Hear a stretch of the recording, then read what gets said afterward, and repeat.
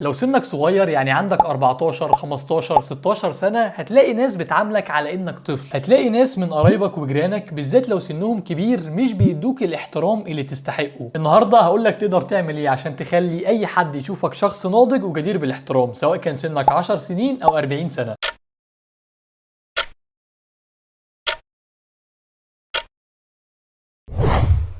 واحد، خلي مظهرك يدي رسالة للناس انك شاب عاقل مش عيل صغير طايش، وده تقدر تعمله بالتركيز على نقطتين وهما لبسك وشعرك. وانت ممكن تقول لي طز في رأي الناس ومش هغير ستايلي عشان حد واذا كان عاجبهم، وهقول لك بالتوفيق انت حر، انت عارف انت عايز ايه. لكن لو مش عايز الناس تشوفك عيل صغير او عيل طايش او حد مش جدير بالمسؤولية يبقى لازم تركز شوية في مظهرك. ما ينفعش تخلي لبسك كله الوان فاقعة واصفر واحمر وبرتقاني وبنفسجي، او تيشيرتاتك كلها مطبوعة برسومات غريبة وسبونج بوب وسوبرمان وباتمان. ما ينفعش تلبس شراب لونه اصفر او اخضر او عليه سوبر ماريو. الحاجات دي ليها مكانها وممكن تلبسها بس مش لما تبقى عايز الناس تعاملك بجديه. وخلي بالك الموضوع مش مقتصر على اللبس اللي بتحبه، ما هو لكل مقام مقال. ما انا على طول بشجعك تلبس كوتشيات بيضاء وبقول لك ان شكلها حلو وبسيط، بس لو رايح انترفيو او رايح فرح مثلا هقول لك لا ما تلبسوش، الاحسن انك تلبس بانس او جزمه. برضو نقطه مهمه هنا هي شعرك، مش عايزك تحلق على طول ميري او تعمل تسريحات ممله، بس لو هتسيب شعرك منكوش زي اتش دبور او مش هتسرحه ما تتوقعش ان الناس هتعاملك بنفس الاحترام اللي هتعاملك بيه لو كان شعرك معمول بطريقه محترمه شويه.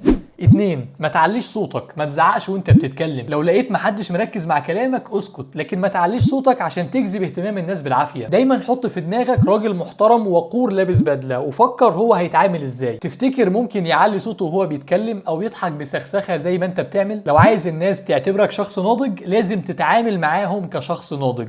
3، ما تشتمش. لو شفت راجل كبير عنده 60 سنه واقف بيشتم في الشارع اول حاجه بتيجي في بالك هي انه لسع او اتجنن او في حته من مخه طارت. بالمثل لما بتشوف شاب عنده 14 16 18 سنه بيشتم بصوت عالي في الشارع او بيشتم عموما، اول حاجه بتيجي في بالك غصب عنك حتى لو انت نفسك بتشتم انه تافه وغير ناضج. انا مش عايزك تبطل شتيمه خالص، ولو انه انجاز جميل احب انك تعمله، وبفكر اعمل فيديو احكي لك فيه تجربتي وازاي قدرت ابطل شتايم. لو مهتم بالموضوع ده اكتب لي في الكومنتات. بس حتى لو مش عايز تبطل ما تشتمش قدام الناس، ما تشتمش وانت في مكان محترم او قاعد مع ناس محترمين او ناس ما تعرفهمش كويس. مفيش حد هيحس انك روش او جامد عشان بتشتم، لان اي حد في الدنيا يقدر يشتم باسوأ الالفاظ. الموضوع ما فيهوش اي تميز. قبل ما اكمل بفكرك لو مستفيد اي حاجه اعمل لايك للفيديو وسبسكرايب للقناه عشان يوصلك كل فيديو جديد. 4، لازم تبدا تهتم اكتر شويه بنظافتك الشخصيه، وخلي بالك ان لما ده يحصل والناس تعتبرك عيل صغير فانت كده محظوظ جدا، لان البديل انهم يعتبروك شاب كبير لكن شاب قذر. تفاصيل زي ريحه عرقك ونظافه لبسك وريحه بقك وانك تقص ضوافرك بتفرق قوي في انطباع الناس عنك. حاجات زي دي ممكن تخليهم يشوفوك عيل صغير او شخص مش ناضج، فما تهملهاش.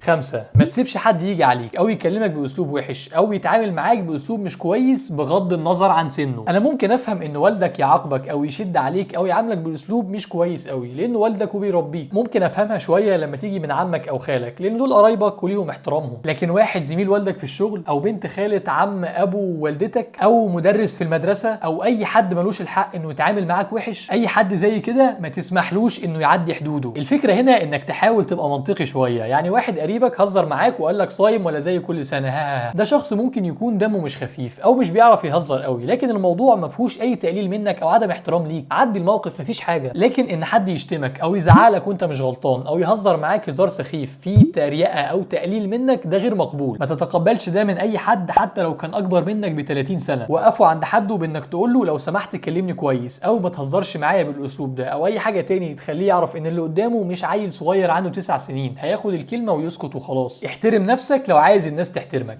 6، ما تهزرش في وقت الجد، خلي الضحك في وقت الضحك وحاول تميز الوقت المناسب انك تهزر فيه، زي لما يكون الكل مبسوطين وفي مود حلو وبداوا هزار بالفعل، وتميز الوقت اللي ما ينفعش تهزر فيه زي لما يكون في موضوع مهم الناس بتتكلم عنه او المود العام مش احسن حاجه. اتعامل جد لو عايز الناس تاخدك جد. 7، ما تعملش نفسك ابو العريف، مش لازم تدلو بدلوك وتقول رايك في كل حاجه، بالذات لما تبقى قاعد في قعده عائليه او في اي مكان انت اصغر واحد موجود فيه. مش لازم تقول رايك في اي موضوع يتم طرحه للنقاش. في خصله بتلاقيها دايما في الشباب الصغير هي انه بيحب دايما يثبت وجوده بانه يتكلم في مواضيع هو ما يفهمش فيها، ودي للاسف الناس بتلاحظها وبيحسوا انك عايز تقول لهم انا مش عيل صغير انا راجل كبير، فالتاثير بتاعها بيبقى عكسي. لو حد طلب رايك او دخلك في الحوار شارك في الكلام، او لو الموضوع اللي بيتكلموا عنه حاجه انت فاهم فيها فيها. مثلا بيتكلموا في الموضوع التقليدي بتاع ان المدارس في مصر مش كويسه والتعليم في مصر مضروب بالنار، مفيش مشكله، اتكلم عن مدرستك، الفصل عندي فيه مش عارف كام طالب، والمدرسين مالهم، الكلام ده. لكن لو بيتكلموا عن البورصه او اي مواضيع سياسيه انت ما تفهمش فيها قوي، حاول تلتزم الصمت قدر الامكان، مش لازم تقول رايك في كل حاجه. بعد ما تاخد ملاحظات بالكلام ده، عايزك تتفرج على فيديو تاني. الفيديو ده بقول لك فيه ليه الناس مش بتحترمك بصراحه ووضوح، هيساعدك تفهم اكتر ليه ممكن حد يعاملك بعدم احترام بغض النظر عن سنك. لو الفيديو عجبك ما تنساش تعمل لايك وسبسكرايب للقناه عشان يوصلك اي فيديو جديد. شكرا لحسن استماعكم، السلام عليكم.